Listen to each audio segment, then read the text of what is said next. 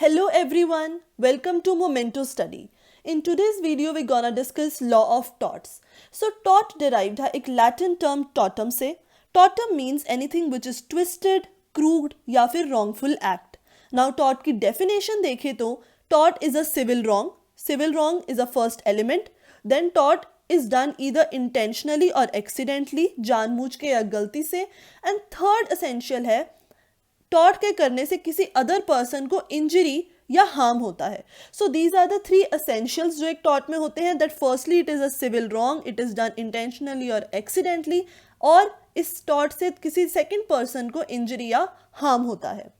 Now affected person के पास इस tort की थ्री रेमेडीज होती हैं which are given here. First is damages, that is person can claim damages in the form of money या फिर compensation. Secondly court order, court यहाँ पे जो कोर्ट को सही लगे वो ऑर्डर पास करेगा.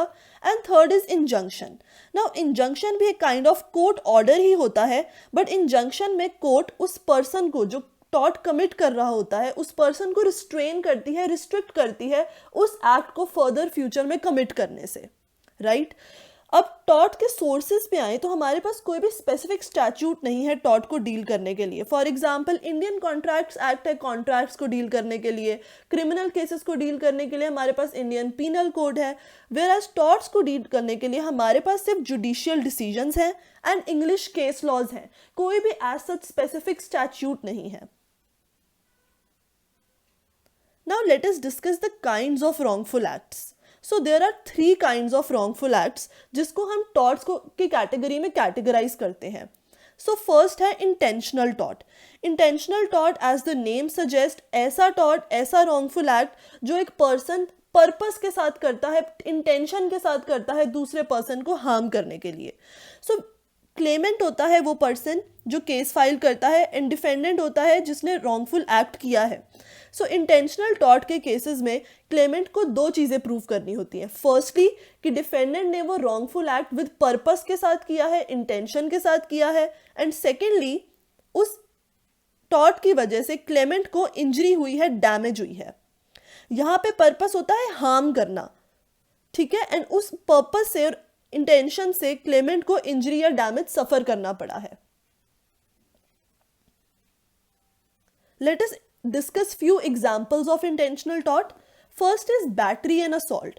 अब बैटरी वो है जहां पे डिफेंडेंट क्लेमेंट को टच करता है हार्म करने के इंटेंशन के साथ. फॉर एग्जाम्पल ए बी को स्लैप करता है क्योंकि ए का इंटेंशन था बी को हर्ट करना.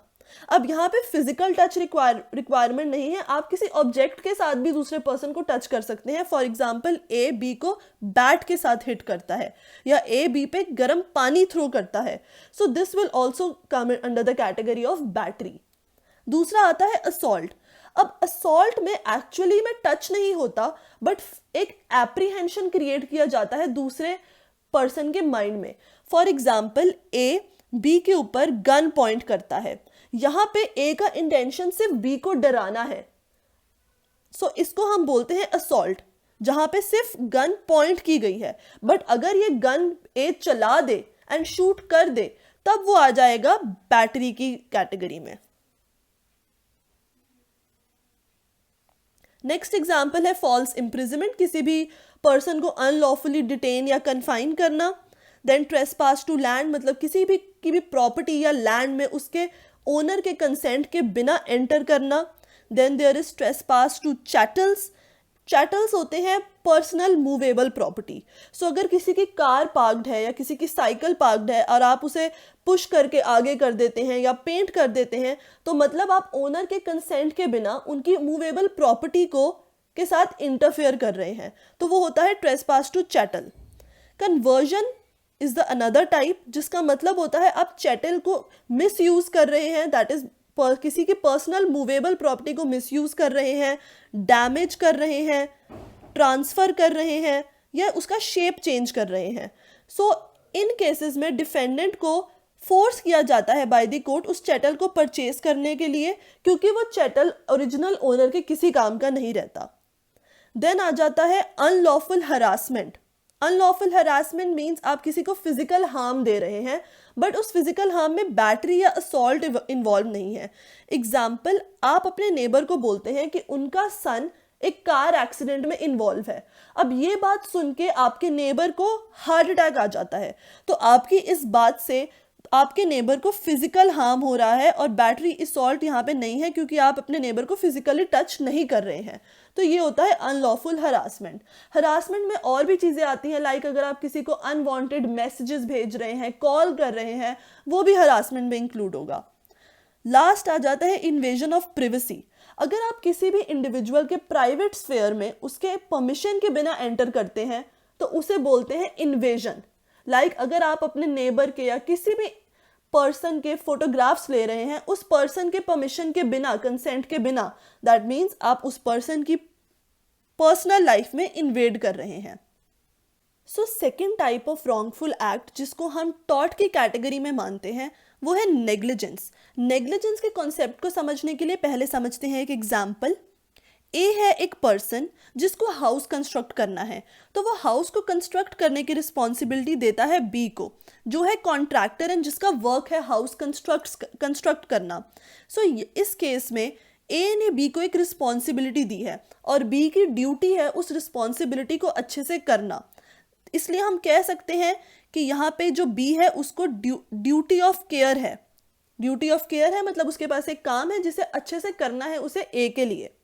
सेकेंड कंडीशन है, अगर ए ने अब बी को 1 मंथ में हाउस कंस्ट्रक्ट करने के लिए कहा था एंड विद इन 1 मंथ बी उस हाउस को कंस्ट्रक्ट नहीं कर पा रहा है, तो बी ने अपनी ड्यूटी केयरलेसली की है। इसका मतलब बी ने अपनी ड्यूटी का ब्रीच किया है। यही एलिमेंट होता है नेग्लिजेंस का, कि पहले ड्यूटी ऑफ केयर थी बी पे और बी ने उस ड्यूटी का ब्रीच किया है। थर्ड कंडीशन है, अगर इस ब्रीच से ए को लॉस होता है, बी ने हाउस कंस्ट्रक्ट नहीं किया विद इन 1 मंथ, इससे ए को लॉस हो रहा है, तो इसे हम मानते हैं थर्ड एलिमेंट ऑफ नेग्लिजेंस, कि ब्रीच ऑफ ड्यूटी से हार्म सफर करना पड़ रहा है एक पार्टी को। सो जहां पे ये 3 चीजें एस्टैब्लिश हो जाएं कि डिफेंडेंट के पास ड्यूटी ऑफ केयर था, डिफेंडेंट ने उस ड्यूटी का ब्रीच किया एंड थर्डली उस ब्रीच ऑफ ड्यूटी से क्लेमेंट को लॉस सफर करना पड़ा, उन केसेस को हम मानेंगे नेग्लिजेंस। एक एग्जाम्पल लेते हैं, एक बहुत ही फेमस केस लॉ है डोनेग्यू वर्सेस स्टीवेंसन का। इस केस में स्टीवेंसन एक कंपनी थी जो एक सॉफ्ट ड्रिंक मैन्युफैक्चर करती थी। नाउ इस सॉफ्ट ड्रिंक के अंदर एक पर्सन को स्नेल मिला वाइल ही वॉज ड्रिंकिंग। सो इस केस में कोर्ट ने ये कहा कि जो ये कंपनी थी स्टीवेंसन, इनके ऊपर ड्यूटी ऑफ केयर थी अपने कस्टमर्स के रिगार्डिंग। वो ओ करते थे एक ड्यूटी ऑफ केयर अपने कस्टमर्स को, बट उनकी केयरलेसनेस की वजह से उस सॉफ्ट ड्रिंक में स्नेल मिला और यहाँ से पता चलता है कि कंपनी ने ब्रीच ऑफ ड्यूटी करी। देयरफॉर जो पर्सन था जिसकी ड्रिंक में स्नेल आया उसे इलनेस भी हुई। सो अगर इंजरी, लॉस या इलनेस होती है तो उन्हें हम मानते हैं नेग्लिजेंस। तो ये केस माना गया था नेग्लिजेंस का और ये बहुत ही फेमस केस लॉ है नेग्लिजेंस में। Now breach of duty of care को देखने के लिए हम सिर्फ रीजनेबल कंडक्ट एक्सपेक्ट करते हैं। इस एग्जाम्पल में हम बी से कोई ज्यादा केयर नहीं एक्सपेक्ट कर रहे थे, हमें प्रूडेंट मैन की तरह एक रीजनेबल कंडक्ट देखना होता है कि यूजुअली नॉर्मल सर्कमस्टांसेस में एक ह्यूमन बीइंग कैसे रिएक्ट करेगा, एंड अगर वो वैसे रिएक्ट नहीं करता है तब हम उसे breach of duty of care मानते हैं। Third and last wrongful act है स्ट्रिक्ट लायबिलिटी। स्ट्रिक्ट लायबिलिटी में अब हम किसी भी पर्सन का इंटेंशन या केयरलेसनेस नहीं देखते हैं। अगर एक पर्सन ने रॉन्गफुल एक्ट किया है तो हम उसे लायबल समझते हैं। एग्जाम्पल लेते हैं, ए ने अपने घर में एक बहुत ही फिरोशियस एंड बहुत ही वाइल्ड डॉग रखा है। अब उसका डॉग उसके घर से निकलकर उसके नेबर को बाइट कर देता है, जिससे उसके नेबर की डेथ हो जाती है या नेबर बहुत ज़्यादा इंजर हो जाता है। तो यहाँ पे ए का तो इंटेंशन नहीं था कि उसका डॉग बी को बाइट करे। ए वॉज कम्प्लीटली इनोसेंट, उसे तो पता भी नहीं था कि उसके डॉग ने बी को बाइट कर लिया है। बट बिकॉज ए ने अपने पास इतना फिरोशियस एंड इतना हजार्डियस डॉग रखा था जिसकी वजह से बी को नुकसान हुआ, तो यहाँ पे ए को हम लाइबल मानेंगे। और यही प्रिंसिपल है स्ट्रिक्ट लायबिलिटी का कि अगर कोई भी पर्सन कोई भी ऐसा अनयूजुअल हजार्डियस मतलब डेंजरस एक्ट करता है या डेंजरस सिचुएशन या एक्टिविटी अपने प्रीमाइसेस पर या फिर अपने प्रीमाइसेस पर या अपने नॉर्मल लाइफ में करता है, तो अगर उसका इंटेंशन ना भी हो लेकिन उसके सिचुएशन या एक्टिविटी से किसी और को डैमेज हुआ है, देन उस केसेस में डिफेंडेंट को लायबल माना जाएगा एंड डिफेंडेंट को कंपेंसेशन देनी पड़ेगी. सो ये प्रिंसिपल है स्ट्रिक्ट लायबिलिटी का. फॉर एग्जाम्पल, अगर आपने अपने लैंड पर एक डेंजरस गैस को स्टोर करके रखा है फॉर आपने बिजनेस के पर्पस के लिए, और आपके इंटेंशन के बिना आपकी केयरलेसनेस की वजह से या विदाउट आपकी केयरलेसनेस की वजह से वो गैस लीक कर जाती है एंड आसपास के लोगों को इंजर करती है, देन उस केस में आपको कंपेंसेशन देनी पड़ेगी. इंडिया में जो ये प्रिंसिपल है स्ट्रिक्ट लायबिलिटी या एब्सोल्यूट लायबिलिटी भी से कहते हैं, ये प्रिंसिपल 2 मेजर केसेस के बाद इस्टेब्लिश हुआ था. फर्स्ट थी भोपाल गैस ट्रेजेडी जो 1984 में हुई थी, और ऐसी ही एक सिमिलर ट्रेजेडी 1985 में हुई थी. इन दोनों ही ट्रेजेडीज में फैक्ट्रीज में से यहाँ पे यूनियन कार्बाइड कॉरपोरेशन इन्वॉल्व थी और सेकंड केस में Shri Ram foods and fertilizer industry involve थे. अब इन दोनों ही केसेस में डेंजरस गैस इनके चेम्बर्स से लीक करी थी. पहले केस में थी methyl isocyanate and second case में थी ओलियम गैस, एंड इन गैस के लीक करने से थाउजेंड्स ही लोग इंजर हुए थे एंड उनकी डेथ हुई थी. सो इन दोनों केसेस के बाद सुप्रीम कोर्ट ने ये एब्सोल्यूट लायबिलिटी का प्रिंसिपल इंडिया में इंट्रोड्यूस किया, एंड इस पर्टिकुलर केस में chief justice of India PN Bhagwati ने ये प्रिंसिपल ले किया कि अगर किसी भी हजार्डियस इंडस्ट्री या एक्टिविटी से किसी भी और पर्सन की हेल्थ या सेफ्टी पे कोई भी असर आता है, तो इवन दो उस फैक्ट्री की इस केस में गलती नहीं थी, तब भी उस फैक्ट्री को हार्म के लिए कंपेंसेशन देना पड़ेगा. सो ये प्रिंसिपल है स्ट्रिक्ट लायबिलिटी का. सो अब एक समरी देखते हैं टॉर्ट्स की. टॉर्ट्स के बेसिकली 3 पर्पसेस हैं. फर्स्टली, टॉर्ट प्रोटेक्ट करता है आपके इंटरेस्ट को अपनी प्रॉपर्टी में. देन टॉर्ट प्रिवेंट करता है एंड प्रोटेक्ट करता है आपको किसी भी काइंड ऑफ बॉडली इंजरी या हार्म से. एंड थर्डली, टॉर्ट प्रिवेंट करता है एंड सेफगार्ड करता है आपके इकोनॉमिक इंटरेस्ट को. सो अगर आपको कोई बॉडली इंजरी हो रही है या आपको कोई लॉस हो रहा है या किसी ने आपकी प्रॉपर्टी में ट्रेसपास किया है, इन तीनों एक्टिविटीज से अगर आपको किसी भी तरह का लॉस या हार्म होता है, तो टॉर्ट इंश्योर करता है कि जिस पर्सन ने ये किया है रॉन्ग डूअर, उसको रॉन्ग डूअर इस चीज़ का कंपेंसेशन दे और आपको कंपेंसेशन मिले. सो ये है पर्पस टॉर्ट्स का. फर्दर हम देख लेते हैं, टॉर्ट्स क्रिएट करता है एक डेटरेंट इफेक्ट. डेटरेंट इफेक्ट का मतलब है अगर टॉर्ट के अंडर किसी को पनिशमेंट मिली है, अगर ए ने बी को हिट किया था, अब ए को कंपेंसेशन देनी पड़ी, तो ए के मन में एक डर आ जाएगा कि वो अगली बार सेम एक्ट रिपीट नहीं करेगा. उसके अंदर ये इफेक्ट आएगा, ये इसे हम कहते हैं डेटरेंट इफेक्ट. मतलब ये कंपेंसेशन देना ए को प्रिवेंट करेगा नेक्स्ट टाइम वो सेम एक्ट कमिट करने से. Secondly, fair and just response. Fair and just response, अगर आपके साथ किसी ने गलत किया है तो वो पर्सन आपको कंपेंसेशन देगा. तो these are simple principles of fairness and justice. Thirdly, law spreading. अब लॉ स्प्रेडिंग में एक बहुत एग्जाम्पल अच्छा गिवन है आपकी बुक में.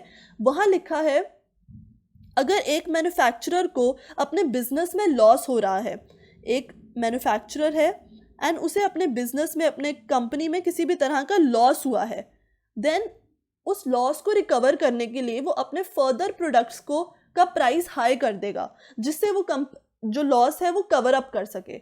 सो ये जो टॉर्ट्स है वो लॉ स्प्रेडिंग के प्रिंसिपल को प्रमोट करता है. लास्ट एक हम टॉपिक देखते हैं कि टॉर्ट्स और क्रिमिनल केसेस में क्या फ़र्क है. नाउ टॉर्ट्स, एज हमने पढ़ा कि टॉर्ट्स होते हैं civil wrong. Torts civil wrong की कैटेगरी में आते हैं, वेरस क्रिमिनल तो आपको पता ही है. सो क्रिमिनल केसेस में हमेशा स्टेट इनिशिएट करता है प्रोसीडिंग विक्टिम के बिहाफ पे. आप देखेंगे क्रिमिनल केसेस का नेम हमेशा ये होता है Ramesh versus state of Bihar, state of Haryana versus this person, whatever the name is. So हमेशा विक्टिम का नेम नहीं आता. क्रिमिनल केसेस में हमेशा ही स्टेट इनिशिएट करता है प्रोसीडिंग ऑफेंडर के अगेंस्ट. वेयर एज टॉट के केसेस में, क्योंकि ये सिविल केसेस हैं, तो यहाँ पे दो इंडिविजुअल के बीच में केसेस होते हैं, तो विक्टिम खुद ही केस फाइल करता है, लाइक राम सिंह वर्सेस लखन सिंह। तो यहाँ पे ये दो प्राइवेट पार्टीज केसेस में इन्वॉल्व होती हैं। क्रिमिनल केसेस में पनिशमेंट दी जाती है, वेयर एज टॉट के केसेस में सिर्फ कंपेंसेशन मिलती है या फिर इंजंक्शन ऑर्डर मिलते हैं कोर्ट से। सो ये था हमारा लॉ ऑफ टॉर्ट्स। अगर आपको इसके रिगार्डिंग कोई भी डाउट या क्वेरी है, आप नीचे कमेंट सेक्शन में कमेंट कर सकते हैं या इंस्टाग्राम पे हमारे पेज को फॉलो कर सकते हैं। Do like our video, share it with your friends and subscribe to our channel.